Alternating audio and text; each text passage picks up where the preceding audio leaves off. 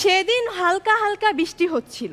আমি আমার হাজবেন্ডকে কল দিলাম, কল দিয়ে বললাম, এই শোনো, আজকে ওয়েদারটা কিন্তু খুবই সুন্দর, বাইরে ঝিরিঝিরি বৃষ্টি পড়ছে, কি বানাবো আজকে, খিচুড়ি নাকি তেহারি?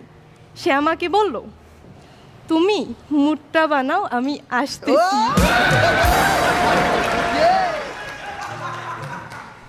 তো এতক্ষণ তো অনেকগুলো আমার কাহিনী বললাম, তো এখন আমাদের আমিন ভাইয়ের একটা কষ্টের কাহিনী বলি। বলো বলো বলো।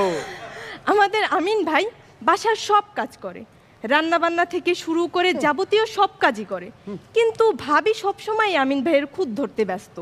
যেমন আমিন ভাই যদি ডিম ভাজি করে, ভাবি বলবে, তুমি আজকে ডিমটা ভাজি করছো, ভাজি করা উচিত হয়নি, আজকে তোমার ডিমটা সেদ্ধ করা উচিত ছিল। আবার যদি ডিমটা সেদ্ধ করে তাহলে বলবে, ডিমটা সেদ্ধ করা উচিত হয়নি, এটা ভাজি করা উচিত ছিল। তো একদিন আমিন ভাই বুদ্ধি খাটিয়ে